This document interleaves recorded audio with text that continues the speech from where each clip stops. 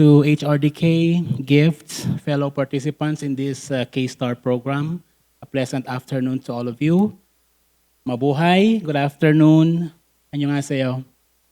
So, in this particular presentation, I am going to present the status of skills competition in the Philippines. So first, okay, so as you can see on this slide, the skills competition in the Philippines is established in accordance with Section 30 of our Republic Act 7796, which is known as the Technical Education and Skills Development Act of 1994.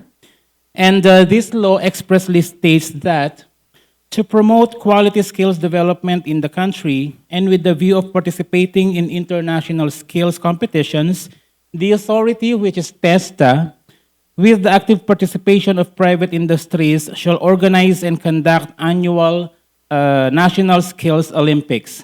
The authority, through the TESDA Secretariat, shall promulgate the necessary rules and guidelines for the effective and efficient conduct of annual National Skills Olympics and for the country's participation in international skills Olympics. So as you can see here, it's part of our mandate as a national agency in the Philippines. So it's part of the functions of the Technical Education and Skills Development Authority.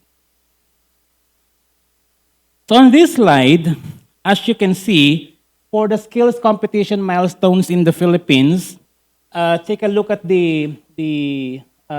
on the left side of the presentation. We began our journey in the late 1970s when a group of observers from the National Manpower and Youth Council, or NMYC, which is now known as TESDA, were sent to Busan, Korea to witness the conduct of the 24th International Youth Skills Competition. The observers recommended that the Philippines conduct its own Skills Olympics and that the NMYC should take the lead. In 1980, the Philippines' first National Youth Skills Olympics was held, which then became an annual event in our country. From then, the Philippines joined the World Skills Organization and participated in different regional and international competitions. This year, we're able to participate in the 13th World Skills ASEAN competition held in Singapore, and in 2025, we are set to host for the second time the World Skills ASEAN competition in the Philippines.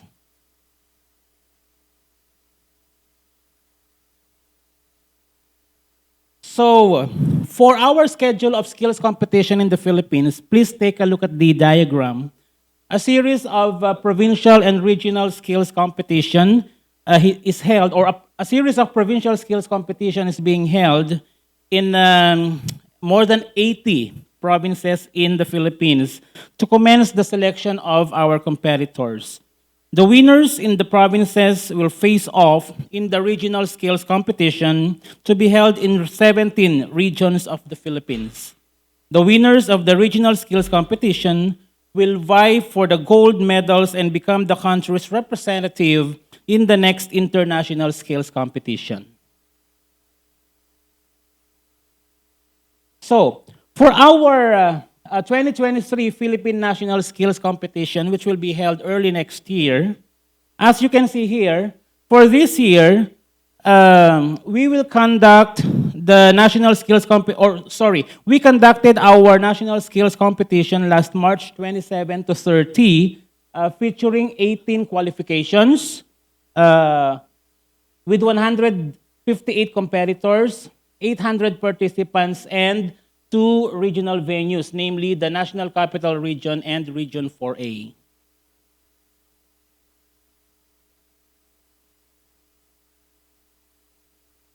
In this particular slide, let me present to you the 18 skill areas for competitions in our Philippine National Skills Competition in the Philippines. We have here the following trade areas or skill areas: 3D digital game art, automobile technology, beauty therapy, cooking, electrical installations, electronics, fashion technology, graphic design, hairdressing, information network cabling, IT network system administration, IT software solutions for business, mechanical engineering CAD, mechatronics, refrigeration and air conditioning, restaurant service, web technologies, and welding.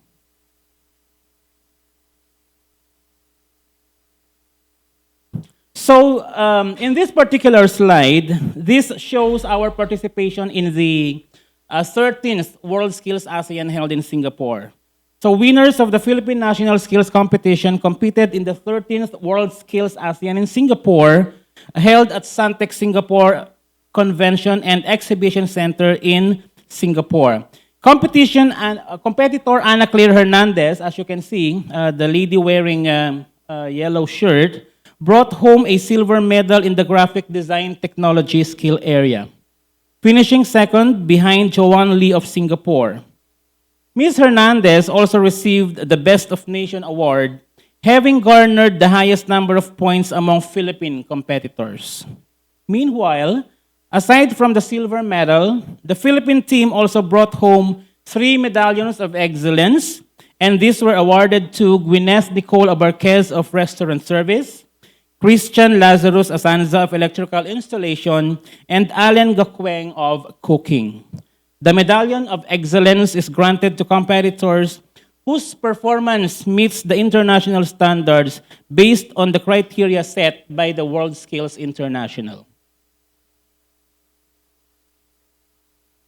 For our issues and concerns, or issues and challenges in the conduct of skills competition in the Philippines, joining a skills competition, of course, can be a rewarding experience, but it also comes with its own set of issues and challenges.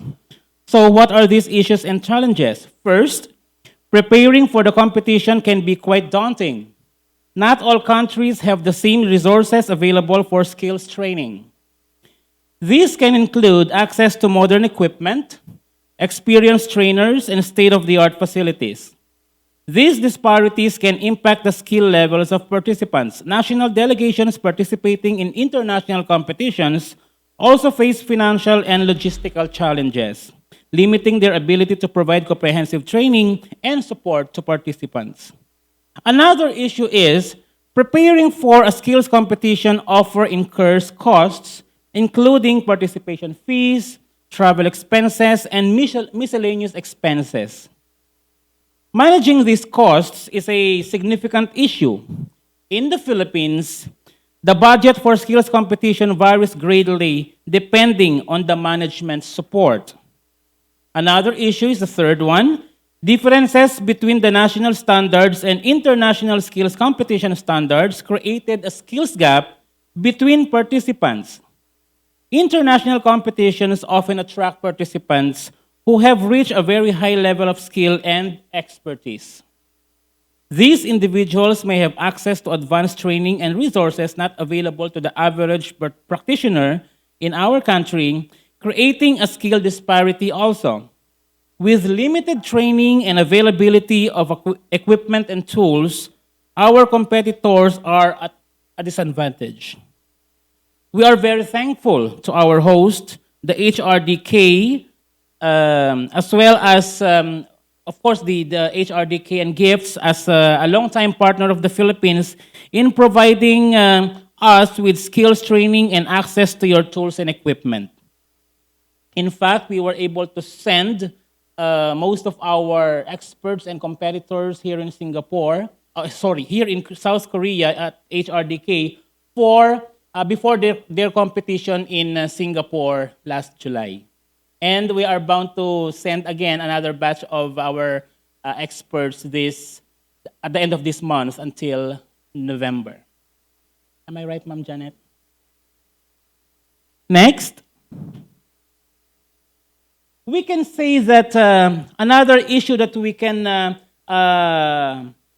tell you is on the issue of age requirement of our trainees and participants. Since in the Philippines, at age 12 to 17, our students are in basic education, in high school in particular.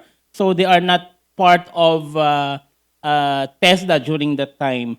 So when they uh, when they are selected to become experts or competitors in some of our trade areas, sometimes what happens is when we have the national or international competitions, they are no longer qualified in terms of the age requirement.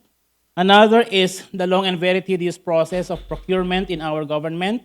So that's why one of my colleagues asked a while ago the process of procurement here in South Korea. So we have the same problem back in the Philippines. Next. So as you can see here, the Philippines, through TESDA's Deputy Director General for TSD Operations and Head of Delegation Aniceto John D. Bertis III, received the ceremonial ASEAN World Skills Flag from the Chairman of the World Skills Singapore Council, Tan Kok Yam, during the closing rites of the 13th World ASEAN in Singapore on July 17, 2023. We're all excited and at the same time challenged, knowing that we must show the ASEAN countries and the world that what the Philippines can offer.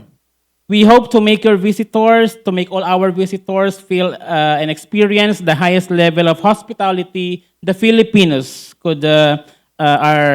the Philippines is known for.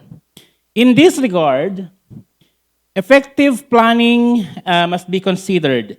This involves coordinating numerous details such as venue selection, scheduling, transportation, accommodations, catering, and equipment rental. Ensuring that these components work seamlessly together is a very significant challenge for all of us. The current staff of World Skills Philippines and TESDA, who are expected to work on these duties and responsibilities, must be well capacitated to handle these tasks. We also aim to partner with local and international industries to augment our limited resources. Securing sponsors and funding for international events can be quite challenging. We are already in talks with most of the global partners in the ASEAN and World Skills International Competition, but there are still more whom we need to reach out to and promote the event. We believe that you have already agreed in principle to the continuation of the partnership between TESDA and HRDK. We are preparing the Memorandum of Understanding and have coordinated with our Department of Foreign Affairs for their endorsement of this matter. So with that, ladies and gentlemen, we would like to, on behalf of our Secretary Soharto Tengmangudadatu of TESDA, we would like to express our deepest thanks to the management of the HRDK and Gifts Korea and its affiliate for giving the Philippines the opportunity to learn Korea's system of conducting skills competition as what we've seen for the past few days. We have learned a lot and thank you very much. Maraming salamat po. Kamsahamnida.